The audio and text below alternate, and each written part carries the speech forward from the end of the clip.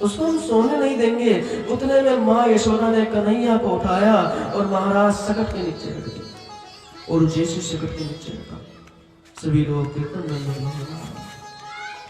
कंस ने दुष्ट को भेजा है जिसका नाम है शक्टासुर।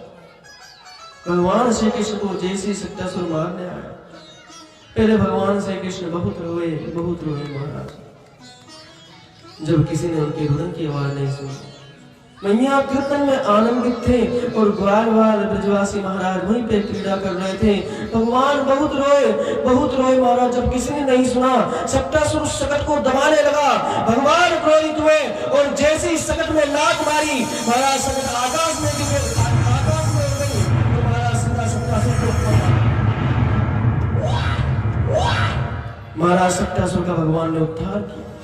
और जैसे ही सकट गिरा, सभी ब्रजवासी देख रहे हैं महाराज। दौड़ी माँ यशोदा ब्रजवासियों से पूछने लगी, लाला ये सकट कैसे गया आकाश में? तो ब्रजवासी कहने लगे, भैया जब तू कीर्तन कर रही थी तेरा लाला बहुत रो रहा था, सो हमने सोची रो रहा है, रोते रोते अपने आप सो जाए। हम तो खेल रहे थे, लेकिन तेरा लाला चुप नहीं हुआ, रोते जा रहा था। और महाराज बीच में ही एक लात का प्रहार किया और सकट महाराज आकाश की ओर। सो माँ यशोदा कहने लगी, द्वारिके तूने भांग तो नहीं खाई क्या? 6 महीने का मेरा लाला और सकट में पादप प्रहार करेगा और सकट आकाश की ओर उड़ जाए। सो ब्रजवासी कहने लगे, भैया तेरे सर की कसम हम सत्य बोल रहे हैं। तो पुनः माँ यशोदा ने भगवान श्री कृष्ण को दूध पान करा। ऐसी दिव्य लीला है महाराज, हमको इस कथा से सीखना चाहिए। हम ये सोचते हैं कि हमारे जीवन में भगवान ने इतने कष्ट दिए, हमारे जीवन में कोई कष्ट नहीं है महाराज। यदि कष्ट देखना है तो भगवान श्री कृष्ण के जीवन में देखो, भगवान श्री राम के जीवन में देखो, देवी कुंती के जीवन में देखो। यदि कष्ट देखना है महाराज, हमको तो भगवान ने तब भी बड़ा सुंदर बना रखा है, लेकिन उन्होंने जीवन में भगवान का साथ नहीं छोड़ा। भगवान राम जब जा रहे थे तो उन्होंने भी रामेश्वर की स्थापना की। पत्नी का हरण हो गया महाराज, पत्नी रावण के पास चली गई महाराज। जब रावण लेकर गया तो पत्नी रावण के साथ है। और भगवान उस समय, आप लोग सोचिए यदि हमारा बालक कहीं चला जाए तो हमको उस समय ध्यान होगा क्या करना चाहिए, लेकिन भगवान विधि अनुसार उस रामेश्वर की पूजा कर रहे हैं। तो भगवान से हमको सीखना चाहिए, सुख हो या दुख हो, लेकिन भगवान का साथ हमको नहीं छोड़ना चाहिए, क्योंकि भगवान तो परीक्षा लेते हैं। ना जाने कब किस वेश में ठाकुर जी आ जाए। ये तो भगवान की लीला है, भगवान अभिनय कर रहे हैं महाराज। हमने आपको बताया कि भगवान के 3 दिव्य शरीर हैं। भगवान जब इस सृष्टि में आते हैं तो आप जैसे रामलीला कराते हैं ना, कराते होंगे आप लोगों ने बहुत रामलीला देखी, इसी जहां मंच में बैठे ही रामलीला हुई। तो सभी लोग आपके क्षेत्र के ही होते, कोई राम बनता है, कोई रावण बनता है, कोई लक्ष्मण बनता है, कोई भरत बनता है। साथ में रावण राम के साथ चाय भी पीता है महाराज घर में, लेकिन यहाँ जब आ रखे तो अभिनय कर रहे, अपना किरदार निभा रहे हैं। यदि राम को रावण को मारना है तो वो मारेंगे। तो ऐसे भगवान अभिनय करने आते, भगवान लीला करते हैं, भगवान संसार को दिखाते हैं कि हमारे जीवन में कितना संकट है। प्रभु राम की देवी जानकी महाराज रावण हरण करके चला गया। भगवान राम महाराज घूम रहे हैं, ढूंढ रहे हैं, और भगवान शंकर कह रहे हैं, प्रभु क्या बात है, क्या दिव्य लीला, गजब का अभिनय कर रहे हो।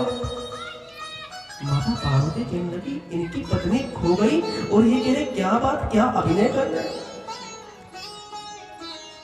देवी पार्वती भोलेनाथ के पास गई और कहने लगी, स्वामी वो बेचारा वन में इतना भटक रहा है और आप उसको अभिनय समझ रहे हो। भगवान शंकर कहने लगे, देवी यही तुम नहीं जानती, वो अभिनय कर रहे हैं, वही तो मेरे प्रभु नारायण है। सो माता पार्वती नहीं समझी। सो माता पार्वती ही जानकी का रूप बनाकर भगवान राम के पास चले गए। इधर जैसे ही जानकी का रूप बनाया, प्रभु राम से कहने लगे, कि प्रभु, और जैसे ही भगवान श्री राम ने देखा तुरंत चरणों में गिर गए कि माँ आप अकेले आए हो, भोलेनाथ जी को साथ लेकर नहीं है। सो माता पार्वती महाराज सोच में पड़ गई, मेरे स्वामी ठीक ही कह रहे थे। और महाराज जैसे ही दर्शन करके प्रभु राम के भोलेनाथ के पास पहुंचे, भोलेनाथ के लगी देवी आ गए आप दर्शन करके? कहा स्वामी मैं दर्शन करके आ गई। अच्छा क्या करा आपने? कहा मैंने कुछ नहीं, मैंने तो केवल उनको प्रणाम किया और प्रणाम करके आ गई। तो भोलेनाथ कहने लगे, देवी यदि आपको प्रणाम करना ही था तो यहीं से मेरे साथ ही प्रणाम कर लेते। और जब ध्यान लगाया भोलेनाथ ने तो देखा कि देवी पार्वती ने मेरी मां का रूप बनाया, जानकी का रूप बनाया। उसी दिन से महाराज माता पार्वती का त्याग कर दिया। अपने आसन, जो बगल में आसन लगता था देवी पार्वती का, वो आसन हटा दिया महाराज। इसी कारण देवी पार्वती को महाराज सती को लगता। ये भगवान अभिनय कर रहे हैं महाराज। भगवान अपने जीवन में संकट लेकर आते हैं केवल इस संसार को दिखाने के लिए कि मेरे जीवन में भी महाराज संकट है। इसलिए हमको भगवान को चाहे सुख हो चाहे दुख हो जीवन में भूलना नहीं चाहिए। कुंती से भी तो प्रभु ने कहा था कि बुआ मुझसे कुछ मांग ले तू, आज मैं तुझे कुछ देना चाहता हूं। तो कुंती केवल एक ही बात कहती है, प्रभु यदि आप मुझे कुछ देना चाहते हो तो संसार की सारी विपत्तियां मुझको दे दो। क्योंकि जब तक मेरे जीवन में विपत्ति थी, जब तक मेरे जीवन में कष्ट था, जब तक मेरे जीवन में महाराज दुख था, तब तक आप मेरे साथ थे। विपदा शंतु न शश्वत तत्कृतत्र जगत गुरुम भवतो दर्शनम यस्यात् पुनर्भव दर्शनम। और जब मेरे जीवन में सुख संपत्ति घर आवे, जब सुख संपत्ति आ गई तो आप हमको छोड़कर जा रहे हैं। ऐसी सुख संपत्ति हमको नहीं चाहिए। लेकिन हम लोग सुख संपत्ति घर आ जावे तो सबसे पहले महाराज भगवान को भूल जाते हैं। जब धन आता है महाराज, धन तो बहुत आ गया, अरे भैया कीर्तन करा लीजिए, सत्संग करा लीजिए। नहीं नहीं भैया अब इतना समय नहीं है हमारे पास, क्योंकि अब धन आ गया। तो आपको मैं एक बात बताए तो, धनवान वो नहीं महाराज जिसके पास बहुत सारा धन है। धनवान वो नहीं जिसके पास बहुत सारा धन है। धनवान वो है चाहे उसके पास कितना भी है, बस अपने हिस्से का दशांश निकालकर भगवान को जो दान करता।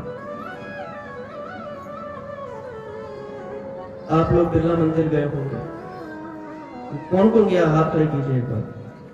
दिल्ली के बिरला मंदिर में तो जो जिनका मंदिर है उनका नाम है घनश्याम दास बिरला। घनश्याम दास बिरला। तो उन्होंने क्या किया था महाराज, एक पत्र लिखा था जो Guinness book of world record में जिसका नाम है। तो उसमें केवल उन्होंने अपने पुत्र से केवल एक ही बात कही, बेटा जो ये तुम्हारा धन है ना, ये मैंने बहुत मेहनत से कमाया। इस धन को तुम कभी अपने बेटों को मत देना। यदि उनको देना हो, यदि वो अच्छा संगति करेंगे तो इस धन को, इस बिजनेस को, हमारे इस कार्य को आगे बढ़ाएंगे। और यदि बालक हमारे समझदार नहीं होंगे तो वो सब कुछ नष्ट कर देंगे। उन बालकों को देने से अच्छा किसी धर्म के कार्य में लगा दो। तो उन्होंने वो बिरला मंदिर ही बना दिया। खुद चले गए लेकिन नाम जोड़ दिया बिरला मंदिर। तो नाम ऐसे होता। सभी देवी देवताओं के जीवन में कष्ट है, संकट है, लेकिन हम भगवान को, जब हमारे जीवन में संकट आता है तब हमको भगवान याद आते हैं। जब हमारे जीवन से महाराज दुख चला जाता है तो हम भगवान को ही भूल जाते हैं। ऐसी भगवान की दिव्य लीला चल रही है। तो आज भगवान शंकर ने जैसे ही प्रभु नारायण का ध्यान किया तो देखा भगवान नारायण तो वैकुंठ में नहीं है, महाराज क्षीर सागर में भी नहीं है। अब जैसे ही ध्यान लगाए तो मेरे प्रभु गोकुल में महाराज क्रीड़ा कर रहे हैं। तो आज भोलेनाथ ने महाराज सुंदर श्रृंगार किया महाराज, और सुंदर श्रृंगार करके जैसे ही गोविंद के दर्शन को जाने लगे। अलख निरंजन अलख मैया खोल दे पलक, आज देख तेरे लाला का दर्शन करने के बाबा आया महाराज। जैसे मैया यशोदा ने भोलेनाथ को देखा,